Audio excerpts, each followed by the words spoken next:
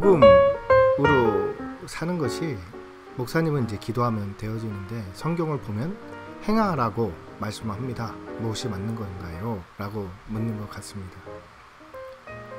근데 이 부분을 이제 알기 위해서는 그 율법이나 복음 안에 담겨져 있는 하나님의 마음을 살피는 일이 먼저 되어야 합니다. 율법 안에는 우리를 사랑하시는 하나님의 마음이 담겨져 있죠. 복음에도 마찬가지지만. 근데 그 마음을 알고 하나님을 사랑해서 율법 안에 있는 마음을 알아서 그 마음이 나를 감동해서 이제 그 율법대로 행하게 하는 경우와, 그렇죠? 근데 율법에 담겨져 있는 약속, 즉 부모를 공경하면 이 땅에서 잘 된다 때문에 이 땅에서 잘 되기 위해서 부모를 공경하는 행위는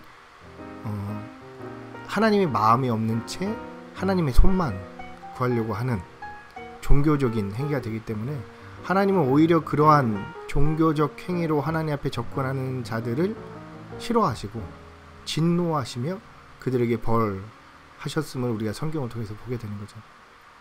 때문에 제가 이제 기도하면 되어지는 것이다 라고 말씀을 드리는 거예요. 근데 성경에 보면 남을 낮게 여기고 가난한 자를 돌보고 상전을 섬기는 일들을 말씀하고 있죠. 근데 우리가 그 일을 행하기 전에 그 하나님께서 주신 신약에 주신 그 약속들, 그 명령들 안에 담겨져 있는 하나님의 마음을 먼저 살펴야 되는 거죠. 무조건적으로 행하면 이제 그것도 또 다른 율법이 되고 종교적 열심이 되어서 우리를 옥죄게 되고, 가난한 자를 돌보고 싶은 마음이 없는데 가난한 자를 돌보고, 남을 좋게 생각하고 싶은 마음이 없는데 좋게 섬기고, 상정을 섬기고 싶은 마음이 없는데 섬기는 일들은 오히려 괴로울 거예요. 근데 우리가 기도로 그 하나님께서 나에게 주신 그 약속들을 남을 낮게 여기고 가난한 자를 돌보라는 그 약속을 잡고 기도로 들어가면 그 안에 담겨져 있는 하나님의 마음을 알게 되죠.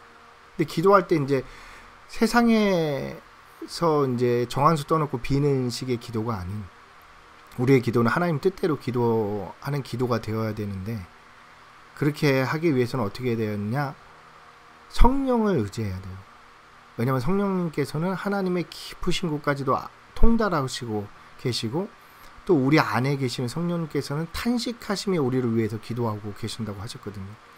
그 기도로 나아가서, 즉 하나님을 알고 싶어요, 하나님을 더 사랑하고 싶어요, 하나님께 더 가까이 가고 싶어요 했을 때 이 말씀들이, 그래 너가 나를 알고 싶어? 그럼 남을 낮게, 너보다 더 좋게 여기고 가난한 자를 돌보며 상주를 섬기는 일을 행해봐 할 때 이해가 안 돼도 기도함으로 그 안에 담겨져 있는 하나님의 말씀을 쫓아서 행하며 나아갈 때 우리가 그 안에서 예수님께서 우리를 구원하시기 위해 걸어가셨던 십자가의 길을 더 크게 넓게 깊고 높게 깨달아 알게 되면서, 예수님께서 나를 이렇게 사랑하셨구나 라는 것으로 인해서 그 사랑이 그들을, 남을 나보다 낮게 여길 때, 좋게 여길 때 그 남을 향해서 이제 흘러가게 되는 거죠.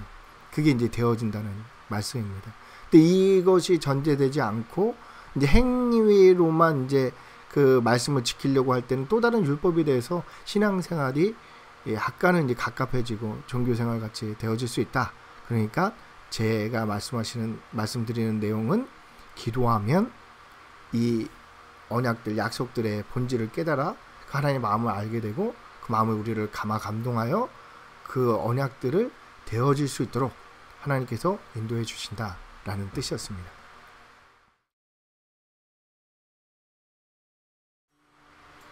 네, 사랑 해보셨나요?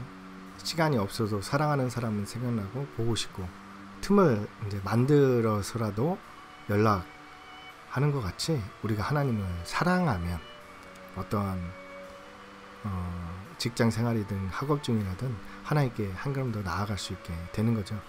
구체적인 방법을 선배로서 말씀드리면 요셉, 다윗, 다니엘을 묵상하시면 좋겠습니다. 이들은 일이 예배가 되는, 그렇죠? 삶이 예배가 되는 삶을 살았습니다. 이들에게 주어진 모든 일을 하나님께서 주셨음을 이들은 알고 하나님 앞에서 그 일을 감당했기 때문입니다. 남들이 볼 때 작은 일, 별로 중요하지 않은 그 일도 이들은 하나님 앞에서 하나님께서 주신 큰 일로 여기면서 감당했죠. 그러니 이들은 직장 생활을 하면 할수록 하나님께 가까워져서 하나님과 깊은 관계로 나아갈 뿐만 아니라 주변 사람들에게도 인정을 받게 되는 것입니다. 예를 들면 상사가 심부름 시킬 때 왜 이런 거 나한테 시켜, 이게 정당한가 아닌가 따지듯 생각하는 것이 아니라 이 모든 일 위에 계신 하나님을 믿고 어떻게 하면 심부름을 준 상사에게 기쁨이 될지를 고민하면서 그 일을 회사의 중요한 프로젝트를 감당하는 정도로 잘 해내려고 하는 것, 물론 이제 아부하며 그 아래에서 절절매라는 것이 아닙니다. 세련되고 우아하게 하나님의 자녀답게 그 일을 멋지게 행해라 라는 말씀입니다. 똑같은 상황에서 어떤 사람은 막 나한테 왜 이런 거 시켜, 내가 이렇게 아부라 해야 돼?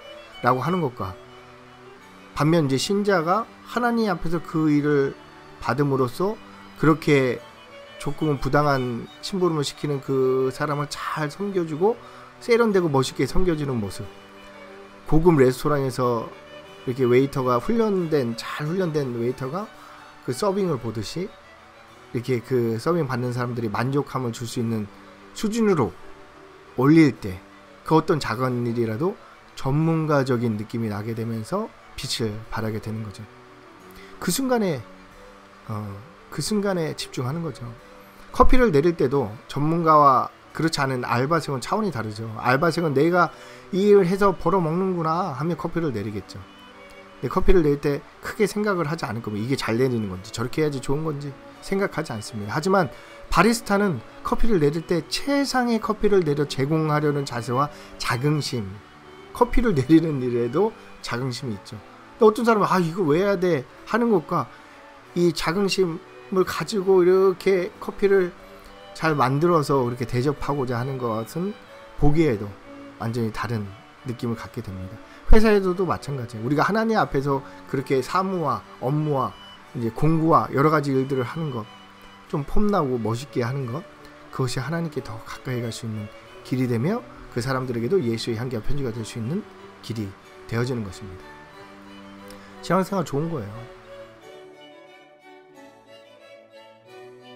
그들의 마음을 잘 헤아려 주셔야 합니다. 같은 경험이 있다면 공감 지수가 더 좋아지겠지만, 높아지겠지만, 그렇지 않더라도 우리는 그들의 마음을 헤아리려는 시도를 할 수 있죠. 상대의 문제를 듣고 답을 주려는 듯이 그들의 선생이 되려는 것이 아니라 우리가 그들의 마음을 헤아리려고 할 때 그들이 마음에 쉴 곳을 얻게 되는 것이죠. 쉼터에서 우리가 답을, 커피숍 가서 이제 쉬는데 쉬었다는 생각이 드는 것은 답을 얻었기 때문이 아니죠. 쉬고 나왔다는 생각이 들었기 때문입니다.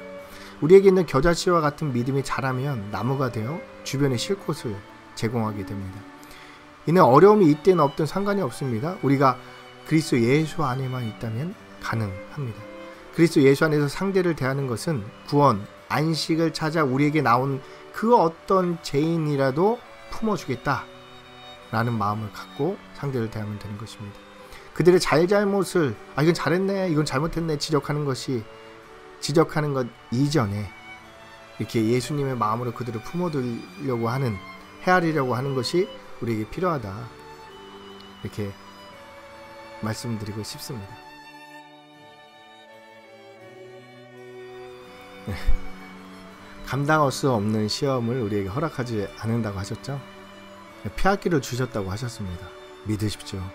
믿고 그 위에서 말씀드렸던 내용들과 이제 맥을 같이 하는데, 하나님께서 그 상사를 나에게 가장 좋은 길로 인도해 주셨다. 너무 힘들면 어떻게 해요? 그래, 너무 힘들잖아요. 울어야죠. 하나님 앞에 나아가서 하나님 너무 힘들어요. 감당할 수 있는 힘을 주세요. 하나님, 예수의 향기와 편지가 되면서 하나님 자녀답게 잘 감당하고 싶은데 제게 감당할 힘이 없어요. 부족해요. 하나님 도와주세요. 이게 하나님 앞에 솔직하게 자기 자신을 드릴 때 하나님께서 그거를 능히 감당할 수 있는 마음과 믿음을 더해 주셔서 자기를 부인하고 십자가의 길을 걸을 수 있도록 우리 예수님께서 함께 멍에를 메고 그 길 같이 걸어가 주실 것입니다. 네, 이 부분은 접근하는 방향과 시각에 따라 이제 차이가 날 수 있겠죠.